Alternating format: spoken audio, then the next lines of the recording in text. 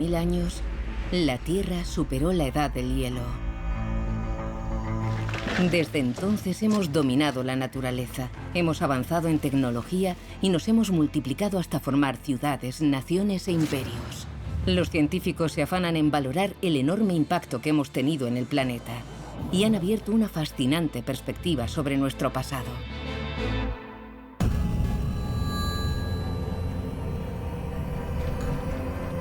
Los grandes imperios y reinos de la Edad del Bronce han desaparecido. Pero una nueva tecnología y la ayuda de la naturaleza lo va a cambiar todo. Cambia la política, la economía e incluso cambian los sistemas religiosos. Una nueva y próspera era de civilización cambia nuestra forma de vivir. En la Edad del Hierro hay varias ciudades cada vez más influyentes. Pero una de ellas crecerá hasta dominar a las demás. Esta es la historia de cómo nació la primera superpotencia de la historia. El último milenio antes de Cristo es el comienzo del mundo moderno.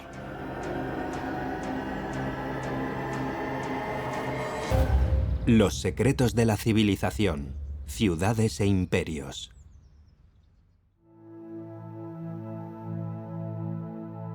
Es una época extraordinaria para dedicarte a la historia antigua. Joe Manning es catedrático de Historia y Estudios Clásicos en la Universidad de Yale. Los historiadores y los arqueólogos estamos a punto de reescribir gran parte del pasado. Creo que vamos a tener nuevas historias y nuevas formas, más holísticas, de entender las sociedades humanas. Y no solo es importante para entender el mundo antiguo, sino para entender nuestra conexión con ese mundo antiguo. Joe ha utilizado el pensamiento científico moderno para obtener una nueva perspectiva sobre la antigüedad. El objetivo es profundizar en esa pregunta tan esencial de cómo el medio ambiente del Mediterráneo dio origen a una nueva era extraordinaria, a un mundo de ciudades e imperios. El crecimiento demográfico es muy importante ya que provocó todo tipo de problemas. Para mantener a una población tan grande se desarrollaron muchos elementos que hoy consideramos modernos. El funcionamiento de la economía, el suministro de alimentos, los cambios políticos y el papel del poder militar. Se parece más a nuestro mundo que a la Edad del Bronce. El aumento de la población implica mayores asentamientos, con zonas urbanas más grandes, y los ajustes necesarios para ello cambiaron las reglas del juego en el Mediterráneo.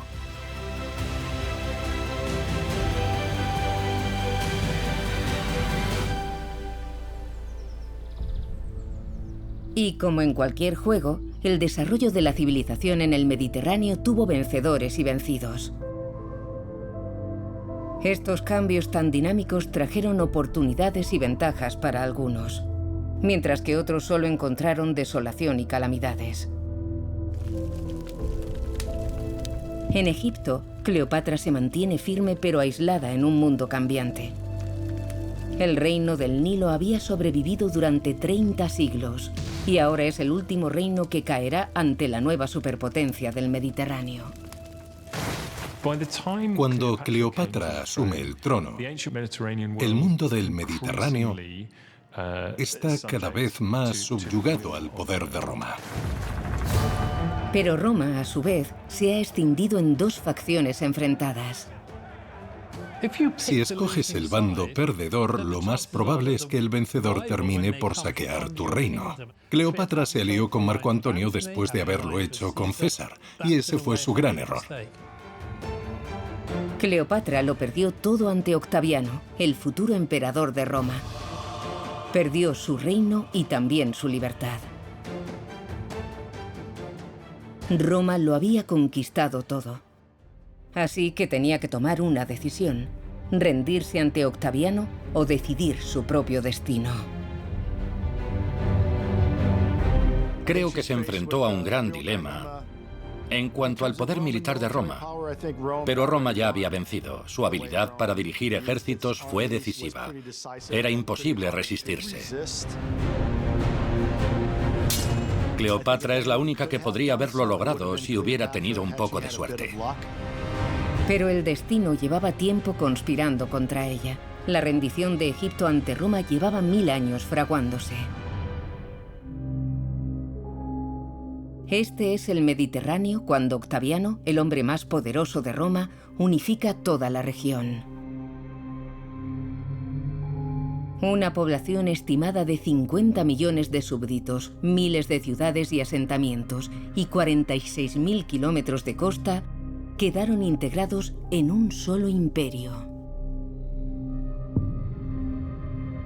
Pero si retrocedemos unos cuantos siglos, solo encontramos oscuridad. Ni ciudades ni imperios.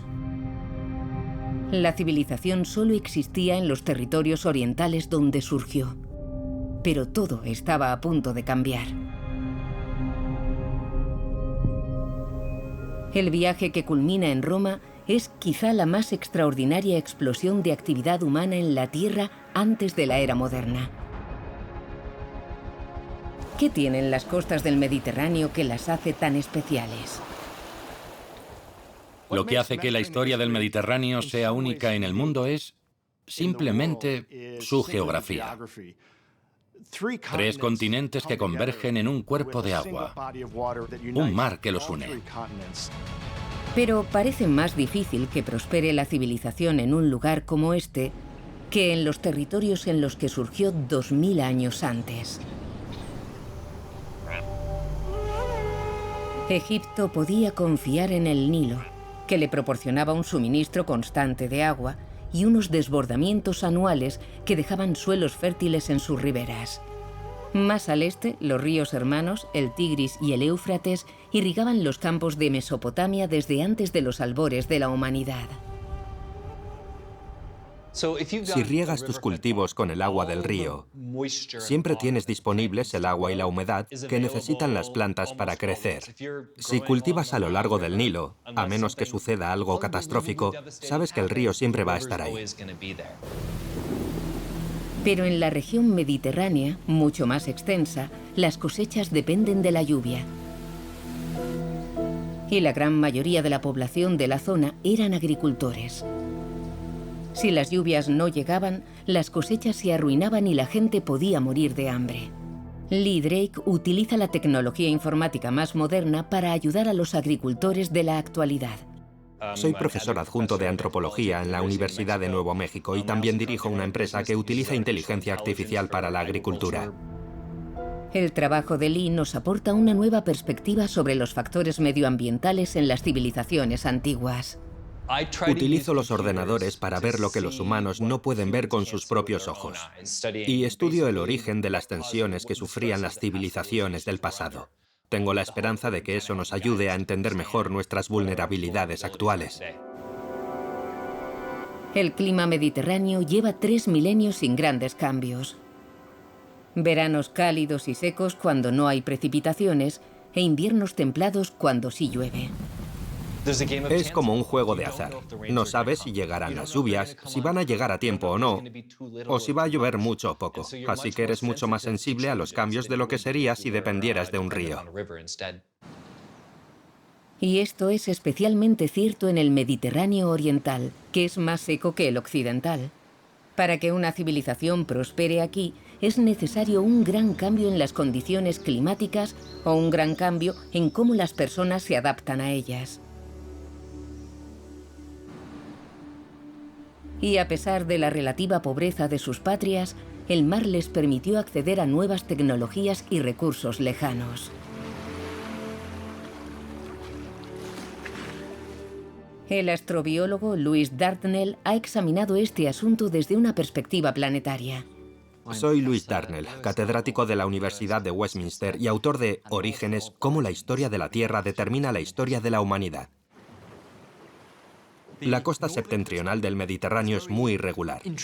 Tiene cientos de pequeñas islas, cuevas, ensenadas, bahías y puertos naturales. Desde el punto de vista geográfico, es ideal para la comunicación y el comercio marítimos.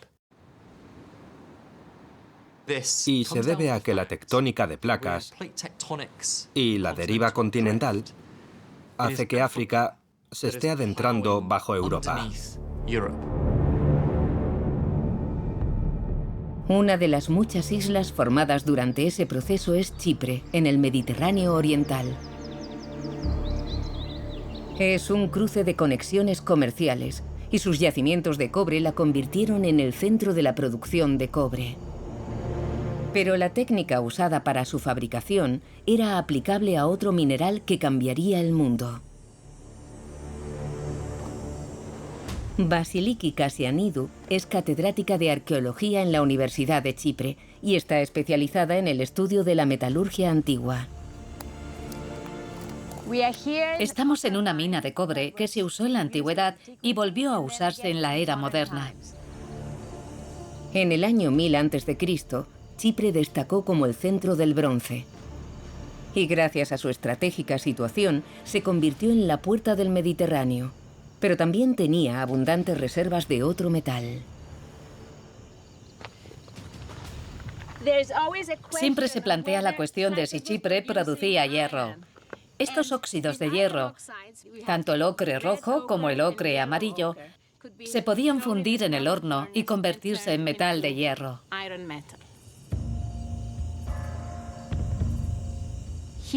Hay pruebas de que en Chipre había producción de hierro y podría haber comenzado accidentalmente durante la producción del cobre. Cuando descubrieron cómo fundir los minerales ferrosos para producir hierro, lo reconvirtieron todo a este metal, que no era mejor o más resistente que el bronce, pero tenía una ventaja decisiva, que el hierro es muy abundante en todas partes. Para los fundidores de la Edad del Bronce en Chipre, el hierro supuso un nuevo horizonte. El hierro y la tecnología para producir hierro cambia radicalmente la historia del Mediterráneo. Por una buena razón, se le llama el metal democrático. Cuando esta tecnología se generaliza, facilita los nuevos asentamientos, cambia la política, la economía e incluso cambian los sistemas religiosos. El hierro no solo permite a la gente reemplazar el bronce, también reemplaza la madera y la piedra. Te permite fabricar todo tipo de herramientas de uso diario, como cuchillos con una hoja que puedes afilar y que te permiten cortar una y otra vez. El bronce es muy bonito, pero el hierro tiene un potencial tecnológico muy superior. Esta tecnología aparece al mismo tiempo que los comerciantes marítimos y otros navegantes empiezan a conectar territorios lejanos. Empezamos a ver viajes de larga distancia a través del Mediterráneo. Anteriormente los barcos se usaban para pescar o ir de un puerto local a otro. Pero estos viajes largos comienzan a ser habituales para mucha gente. La isla de Chipre estaba en un lugar perfecto para aprovechar las nuevas rutas comerciales establecidas. Está exactamente en las intersecciones de las rutas comerciales norte-sur y este-oeste, que se ampliaron considerablemente durante este periodo. En el centro de esta revolución comercial están los barcos y los marineros que llevaban tiempo surcando el mar. Glavkos Kariolou es el capitán del Kyrenia Liberty. Es una réplica de un navío antiguo que su padre encontró junto a la costa de Chipre en 1965. Mi padre estaba buceando para recoger esponjas y de repente vio como 50 o 60 ánforas en un pequeño montículo y se quedó atónito. Así es como descubrió el antiguo navío Kyrenia. Los científicos utilizaron datación por radiocarbono en la madera del pecio y lo fecharon cerca del 385 a.C. Gran parte de su tecnología de navegación llevaba cientos de años en uso. Esta réplica ayuda a los arqueólogos a entender cómo los navegantes recorrían el Mediterráneo cuando se extendieron las rutas comerciales a partir del año 1000 a.C. El Kyrenia Liberty fue construido para comprobar exactamente las capacidades del barco en función del viento. Cuántos grados se podría navegar con el viento en contra y a qué velocidad se desplazaría según las condiciones meteorológicas. Estos barcos son capaces de soportar tormentas de hasta 35 nudos. Para nosotros, lo más relevante es que necesitamos viento a favor. Los vientos más favorables son los que llegan a 90 grados, a 100, a 135 y a 180. Esa es nuestra maniobrabilidad.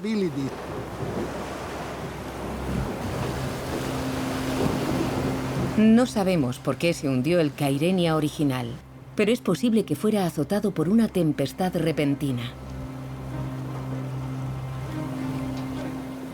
El tiempo está muy inestable. Cualquier cosa puede pasar. Una quilla poco profunda y la vela cuadrada, colocada a 90 grados, hacen que el Kyrenia no tenga la misma capacidad que los barcos modernos para cambiar de dirección. ¡Tira, Alexi, tira! Así que Glafkos tiene que proceder como en los viejos tiempos, plegar la vela y esperar a que amaine la tempestad.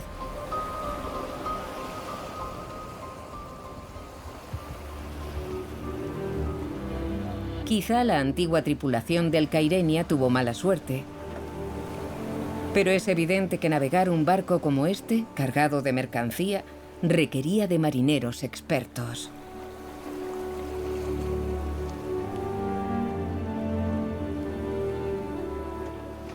Y si el tiempo era favorable, podían navegar día y noche sin parar. Se guiaban por la trayectoria del Sol y de las estrellas, que conocían muy bien. También por los vientos principales e incluso por el vuelo de los pájaros cuando se acercaban a tierra firme. Tenían mucha experiencia y eran de mente abierta. Así que seguramente iban transmitiendo sus conocimientos y su cultura por las zonas que visitaban.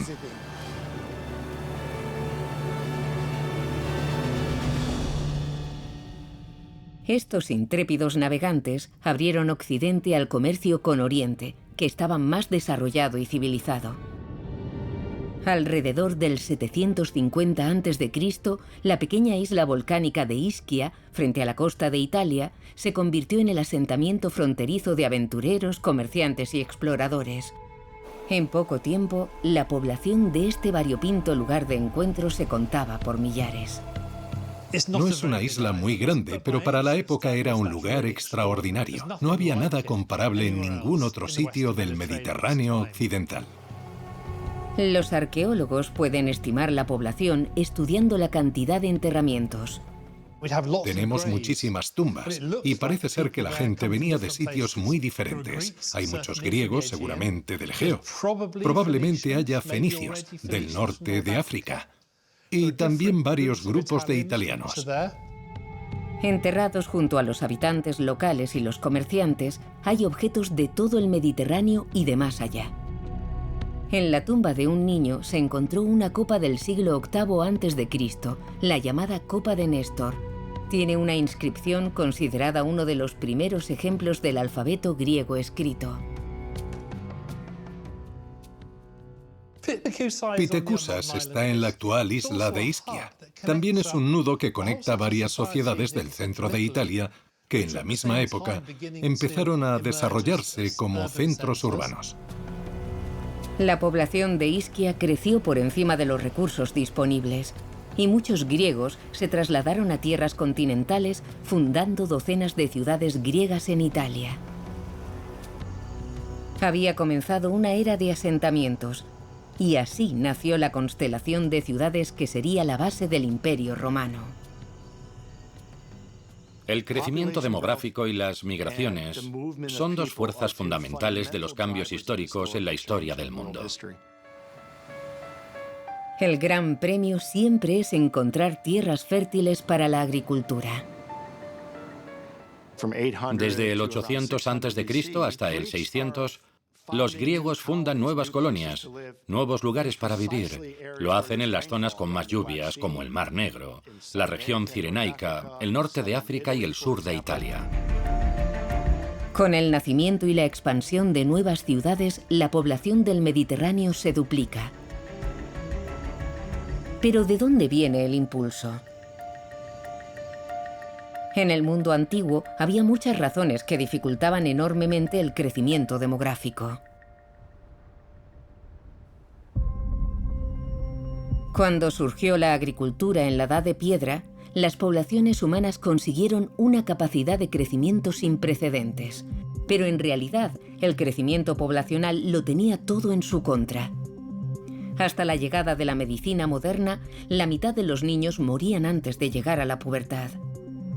Así que, para mantener una población estable, todas las mujeres que llegaban a la madurez sexual debían tener 4 hijos de media.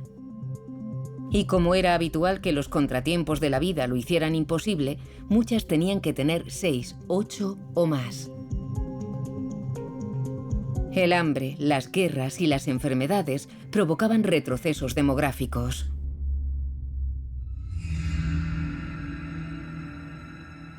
Pero durante el último milenio antes de Cristo, los dioses se vuelcan a favor de la maternidad. El clima es cálido y el desarrollo de herramientas de hierro para la agricultura facilita el crecimiento poblacional. A principios de la Edad del Hierro, la vida de las personas era cada año un poco mejor que el año anterior. El tiempo era más predecible, un poco menos frío, con veranos un poco más cálidos y algo más de lluvia durante el invierno. El crecimiento de la población, las migraciones y las mejoras tecnológicas, gracias a las herramientas de hierro, empezaron a transformar la región mediterránea, y los pequeños asentamientos dieron paso a grandes ciudades. Una de estas ciudades, Atenas, fundada en las áridas tierras del Ática, empieza a transformarse. Las ciudades alrededor del promontorio que conocemos por la Acrópolis se expanden, y sus tierras y edificios se funden en una sola ciudad. Alrededor de Atenas hay una enorme extensión de tierras de cultivo al servicio de una sola comunidad. Es una ciudad-estado con la capacidad de apoyar y estimular a su creciente población. Atenas es única y ha conseguido unificar un territorio considerable, unos 2.000 kilómetros cuadrados. Estas ciudades-estado independientes están unidas entre sí por la religión, el parentesco y el comercio. Los griegos tienen un gran éxito fundando ciudades y organizándose en ellas. El proceso se convierte en su política habitual, de ahí la explosión de nuevas ciudades cuando empezaron a dispersarse por el Mediterráneo. Hacia el 450 a.C., la costa mediterránea está dominada por ciudades. Marsella en Francia, Cartago en el norte de África y Siracusa en Sicilia. Atenas se convierte en un rico enclave comercial con vínculos a ciudades y colonias en el Egeo y el Mar Negro. El Partenón, construido con el mejor mármol de la zona, domina una ciudad de 40.000 habitantes, cuando la media de otras ciudades apenas llega a 5.000. Y es posible que otros 200.000 vivieran en las ciudades y aldeas de sus alrededores. El territorio ateniense no recibe muchas lluvias, pero tiene otros muchos recursos disponibles. A solo 40 kilómetros de la ciudad se encuentra uno de los secretos de su éxito: las ricas y profundas minas de plata del Labrio. El crecimiento de Atenas se financia con la explotación de esas minas. En la época de mayor producción, trabajaban en ellas 30.000 esclavos, unos en su gigantesca red de túneles y otros procesando el mineral en la superficie. Los atenienses usaban la plata para acuñar monedas, que era un poderoso símbolo de soberanía, control e imperio. El proceso de acuñación era muy bueno. Se aseguraban de que su buena calidad fuera constante y tuviera un gran contenido de plata. La plata de Atenas financia el amurallamiento más largo del mundo, que sirve de protección para el camino que une la ciudad con su puerto, el Pireo. Y también financia la armada que patrulla las vías marítimas por las que llega la comida del Mar Negro. La capacidad de los atenienses para importar cereales de otros lugares les permite superar los inconvenientes de las pocas precipitaciones de su zona. Atenas se convierte así en una superciudad en el centro de un imperio marítimo. Atenas se convierte en una sociedad poco habitual, capaz de distribuir su riqueza entre los ciudadanos comunes. Pagan a los ciudadanos por participar en jurados y a la gente para que remen en los barcos y tener así una flota con personal contratado. Con tanta plata y un suministro seguro de comida, Atenas tenía la capacidad de ayudar a sus ciudadanos más pobres y generar una novedad que sigue dando fama a la ciudad. Fue la primera democracia conocida. Crearon una estructura basada en la reunión de los diferentes grupos para tomar decisiones políticas, todo centralizado en Atenas. Es de ahí de donde surge la democracia. Es posible que Atenas fuera la primera democracia griega, pero no fue la única. Probablemente fue fruto del medio ambiente en el que se fundaron esas ciudades. La lluvia es un factor muy importante en la política democrática.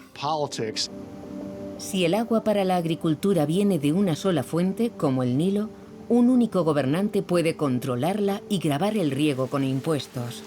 Pero la lluvia es un fenómeno disperso y nadie puede controlarla. En cierto modo, eso da pie al argumento de que la pluviosidad hace que la política sea también dispersa. Pero el crecimiento de una ciudad tiene sus límites, no solo por el suministro de comida, sino por la envidia de los vecinos.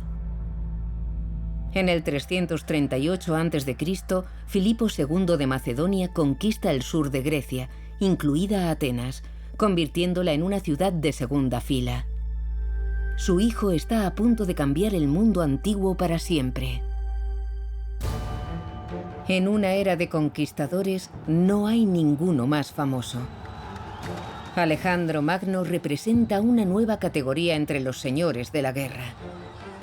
Sus hombres le veneran, y siempre al frente de su ejército, arrasa el antiguo imperio persa hasta adentrarse en la India. Sobrevive a esta herida, pero su estilo de vida terminará pasándole factura, y Alejandro no regresará con vida al Mediterráneo. Murió a los 32 años y fue el líder más poderoso que haya visto el mundo antiguo. Su camarada Ptolomeo secuestró el cadáver de Alejandro, se lo llevó a Egipto y lo utilizó para reclamar el trono. Su dinastía, que se mantuvo hasta Cleopatra, sería la última dinastía de Egipto. Durante esta época, la dinastía tolemaica hizo grandes cambios en Egipto que supusieron una profunda transformación. Se estableció una nueva capital, construida sobre un asentamiento de Alejandro Magno y bautizada con su nombre, Alejandría. Está orientada hacia el Mediterráneo, lo que supone un reconocimiento de que Egipto forma parte de este nuevo Mediterráneo, liderado en buena medida por Grecia. La combinación de la cultura griega y la egipcia es una historia de gran éxito. Egipcios, judíos, indios, nubios y sobre todo griegos se instalaron en esta maravillosa y cosmopolita ciudad. Lo sucedido se parece a las actuales absorciones corporativas. ¿Cómo hace una compañía que compra otra para beneficiarse de ella sin cambiarla demasiado? Quieres lo mejor de lo que ya había, pero también quieres hacer ciertos cambios ventajosos. Alejandría, en la época, se convirtió en una ciudad de casi 300.000 habitantes. Y hay un gran misterio en su funcionamiento. ¿Cómo abasteces de alimentos y agua a una ciudad tan grande? No sabemos mucho sobre los suministros y la distribución de la comida, pero podemos hacer unos cálculos. Para mantener a una población de ese tamaño, hacen falta entre 300 y 400 toneladas de cereales al día. Los nuevos faraones alimentan a la población de Alejandría gracias a que controlan un imperio, el Egipto del Nilo, pero también otros territorios muy extensos en el Mediterráneo oriental. Y Alejandría no era la única. Alejandro Magno y sus sucesores fundaban ciudades al estilo griego allá donde iban. Las nuevas dinastías reales, instauradas por el antiguo general de Alejandro, se aseguraron de que crecieran en poco tiempo. Si las ciudades consiguen crecer tanto, es porque reciben lo que necesitan. No solo de sus proveedores locales o de la flota naval de Atenas, sino de todo un imperio. En el 250 a.C., un puñado de ciudades orientales crecían a un ritmo vertiginoso gracias a las prebendas reales. Pero en Occidente las superciudades han crecido orgánicamente. La Siracusa griega domina el granero de Sicilia. La fenicia Cartago, en el norte de África, ha establecido un imperio comercial en el Mediterráneo occidental. En Italia, Roma controla toda la península itálica y dominará todo el mundo mediterráneo. Y la situación de Roma, en el centro de Italia, es clave para su expansión. Roma está en un punto ideal del río Tíber que le proporciona una ruta hacia tierras altas ideales para el pastoreo. Tiene madera y arcilla. Y Roma, que está en el centro exacto de todo esto, es capaz de concentrar todos esos recursos. El régimen pluviométrico es muy bueno y el suelo de siembra también, así que tiene muchos recursos naturales. Son unas tierras muy extensas, capaces de sustentar a una población de gran tamaño. En el 509 a.C. nace la República Romana. Tiene un ejército muy agresivo con el que se va anexionando los territorios vecinos para expandirse rápidamente. Desde el primer momento, los soldados veteranos de guerra son recompensados con las tierras arrebatadas a los enemigos vencidos y van estableciendo colonias leales a Roma por todas partes. Liz Fentres es una arqueóloga de campo especializada en arqueología social y económica de Roma. Estamos en la ciudad romana de Cosa, fundada en el siglo III a.C., en la costa del mar Tirreno. Aquí se asentó un gran número de colonos, probablemente veteranos del ejército, que recibieron estas tierras como nueva forma de vida y manutención. También eran responsables de vigilar la costa. El proceso tenía un doble objetivo. La colonia no perdura, seguramente a causa de la invasión de Italia comandada por Aníbal en el 218 a.C., y es necesario repoblarla de nuevo. El asentamiento del siglo II a.C. se hizo mediante el sistema topográfico romano de la centuriación. Exactamente lo mismo que se hizo en el oeste americano.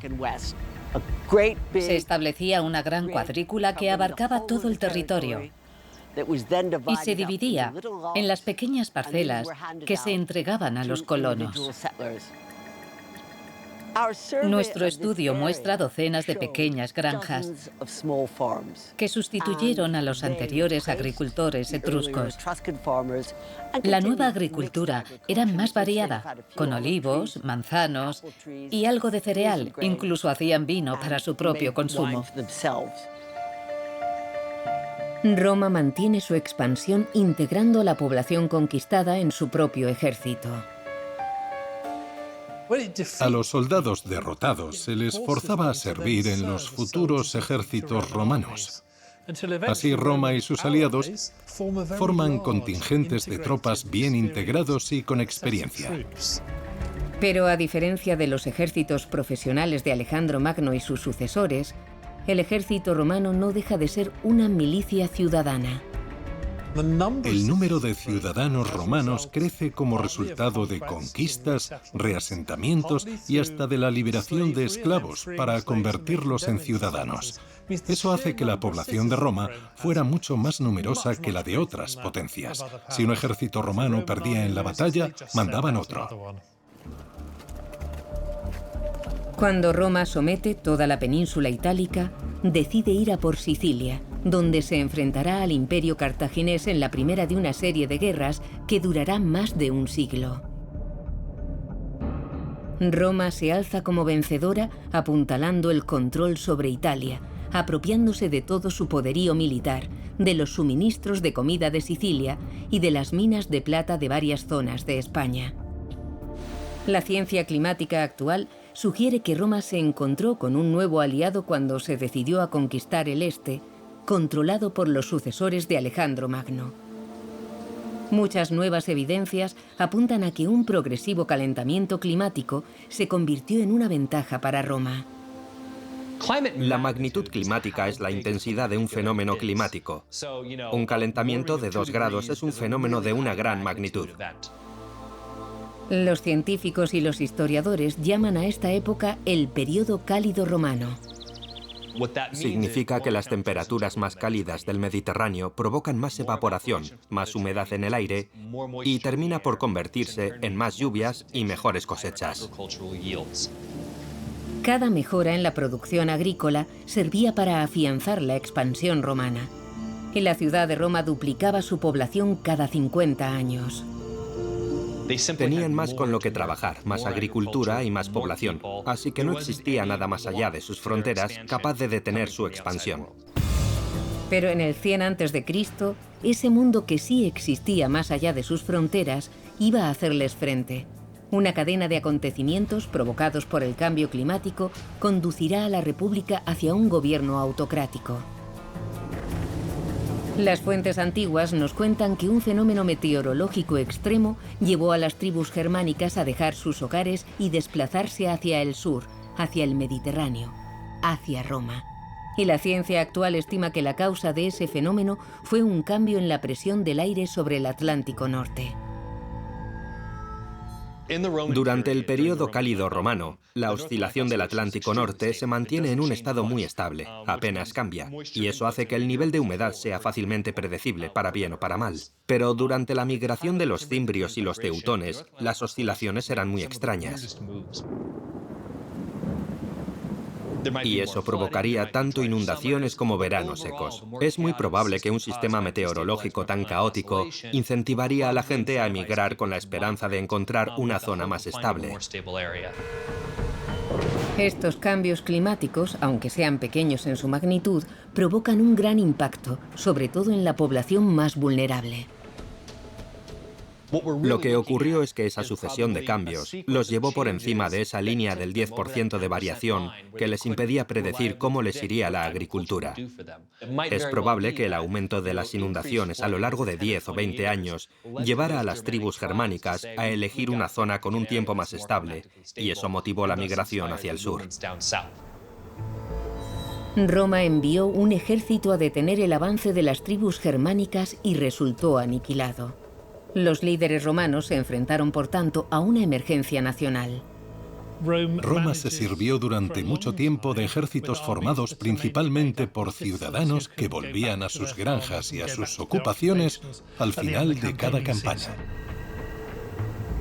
Pero para enfrentarse a esa amenaza, Roma recurre a los ciudadanos más pobres, que hasta ahora habían estado exentos de servir en las legiones.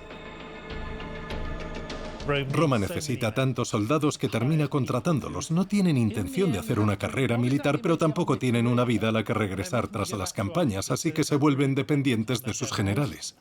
Los ejércitos se convierten así en las fuerzas armadas políticas de los generales victoriosos. Es solo una cuestión de tiempo que los generales se vuelvan unos contra otros. Esta fue la causa fundamental de las guerras civiles al final de la República Romana. Los generales se sentían muy importantes para volver a la política. y sus ejércitos eran demasiado numerosos como para establecerse de nuevo como ciudadanos pacíficos de a pie. Esos enfrentamientos fueron los detonantes de las guerras civiles más quizá que los generales del momento. Tras un conflicto que duró más de una generación, el vencedor indiscutible de la guerra civil fue Julio César, un genio político y militar que se convirtió en el dictador de Roma. Su atención se centra en Egipto, donde Cleopatra y su hermano se disputan el título de faraón de Egipto en plena crisis de los recursos de su reino.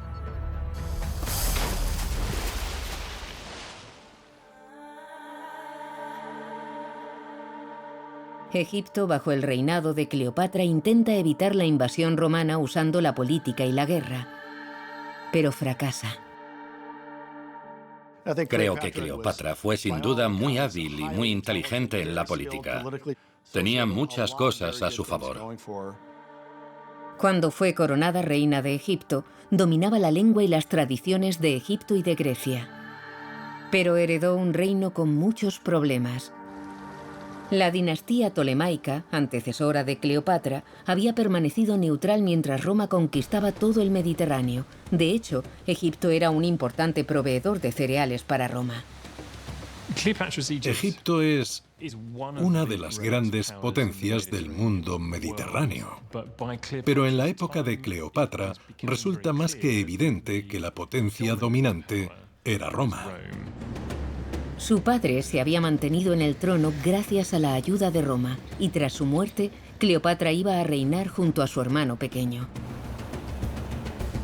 En aquel momento, Julio César sobrepasó el faro de Alejandría y entró navegando en su puerto. Para Cleopatra era la oportunidad de conseguir el favor de Julio César para defender sus aspiraciones al trono. Tenía mucho que ofrecer, incluyendo el único gran tesoro real del que los romanos no se habían adueñado todavía. Necesitaba estar al lado del poder de Roma para mantener la independencia de Egipto, pero también para asegurar su propia posición.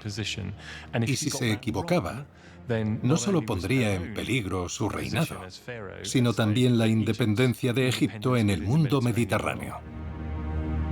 César sienta a Cleopatra en el trono de Egipto, pero 4 años más tarde es asesinado y Roma se hunde en otra guerra civil. Por si todo aquello no fuera suficiente, los nuevos datos científicos sugieren que Cleopatra no se enfrentaba solo a una pesadilla de política exterior, sino a una crisis dentro de Egipto. Esta crisis nacional tuvo su origen al otro lado del planeta, y las pruebas están enterradas en lo más profundo del hielo ártico de Groenlandia. Para entender el clima del Mediterráneo, los historiadores se han centrado siempre en el propio entorno del Mediterráneo y los cambios que se producían en él. Pero ahora sabemos que hubo otros agentes globales que contribuyeron al cambio, y entre los más importantes están unas erupciones volcánicas en un lugar lejano. Conozcamos al hidrogeólogo Joe McConnell. Creo que de aquí sacaremos unos 4 segmentos. ¿Está en buen estado? Eso espero.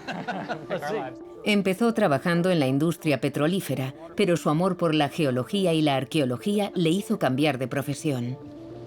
Es hielo del HISP-2, que es el proyecto de la capa de hielo de Groenlandia. Actualmente dirige el laboratorio de hielo en Reno. Este laboratorio es único en el mundo. Nos diferenciamos tanto por las herramientas como por la sofisticación de nuestro método.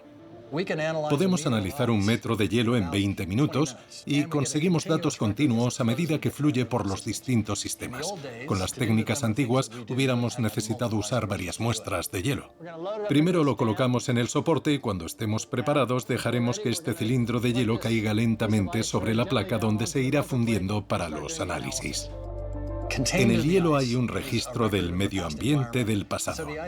La idea es que si analizamos su química y lo fechamos, empezaremos a entender cómo cambió el entorno con las sequías, los periodos húmedos, los volcanes y todo lo demás. Gracias a la tecnología de Joe, sus análisis sacan a la luz los secretos de las muestras de hielo como no se había hecho nunca antes. Para mí lo más emocionante es descubrir algo que nadie haya descubierto antes. Para un científico, la verdad, es muy divertido. Joe estaba interesado en saber si con estas técnicas podrían detectar pruebas de una erupción volcánica que tuviera lugar en la época del asesinato de Julio César, el año 44 a.C. Nos interesa mucho entender un poco mejor esos acontecimientos. Fue un momento muy importante en la historia y queremos saber si hubo un desencadenante climático, al menos potencialmente.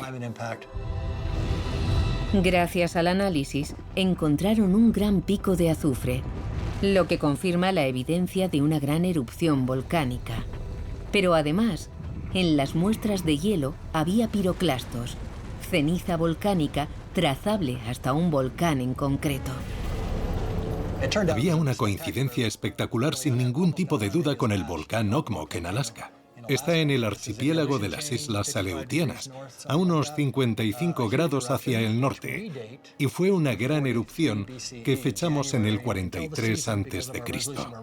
Gracias a nuestros análisis, sabemos que entró en erupción entre enero y febrero de ese año.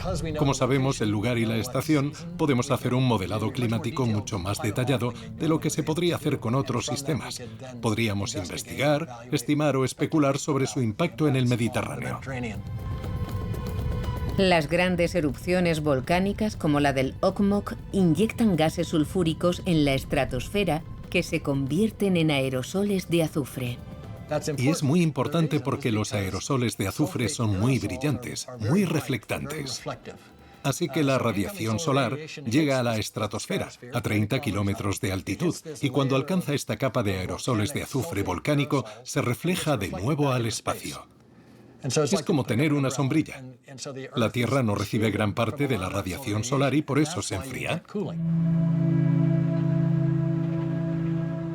Creemos que eso es lo que provocó el declive del monzón en el este de África.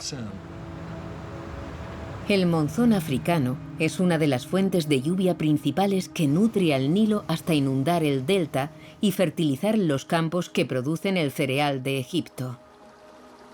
Por eso es tan importante que Joe haya fechado la erupción del Okmok unos meses antes del monzón. Y saber en qué estación sucedió la erupción también es muy importante, porque el Nilo se desborda en los meses de verano. Si la erupción hubiera sucedido en julio, no hubiera afectado al caudal del Nilo porque ya estaría en plena crecida. Pero si la erupción tiene lugar en enero o febrero, tendría tiempo de influir en el monzón del que depende la cuenca del Nilo durante el verano. Fue uno de los principales acontecimientos climáticos. La situación creada por este fenómeno meteorológico extremo afecta a todo el mundo, pero Roma cuenta con una amplia y variada reserva de tierras y recursos. Puede amortiguar el impacto y recuperarse rápidamente. Cleopatra tuvo que escoger un bando en las guerras civiles de Roma y se decanta por el apuesto Marco Antonio. Había sido el hombre de confianza de Julio César y ahora controla casi todo el este. Su destino y su fortuna están ligados a él. Controlaba un Egipto muy rico, con un Nilo inagotable y una agricultura muy productiva. Podría haber cambiado el equilibrio de poder en el Mediterráneo. Y es que el suministro de cereales de Egipto era muy importante para el Mediterráneo y también para Roma.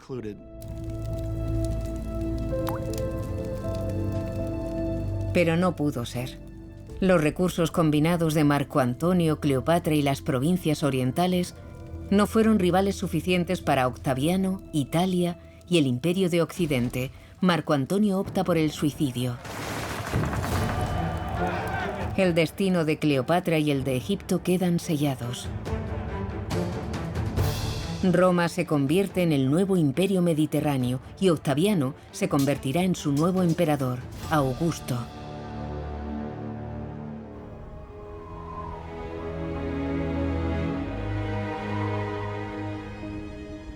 Cleopatra decide su propio destino: morir por envenenamiento.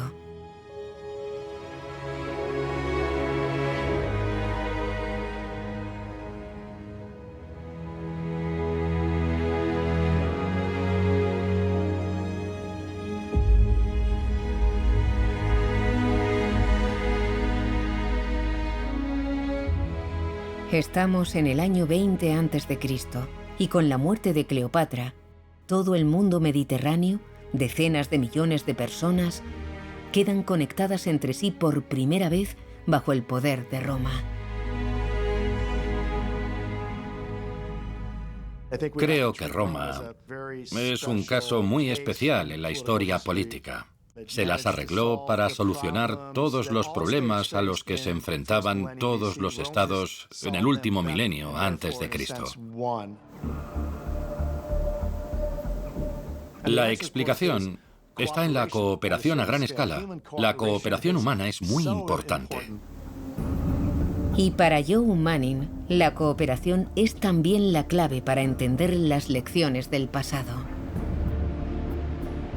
Espero que nosotros trabajemos de otra forma. Científicos, científicos sociales, humanistas, arqueólogos, historiadores, todos trabajando a la vez en los mismos asuntos.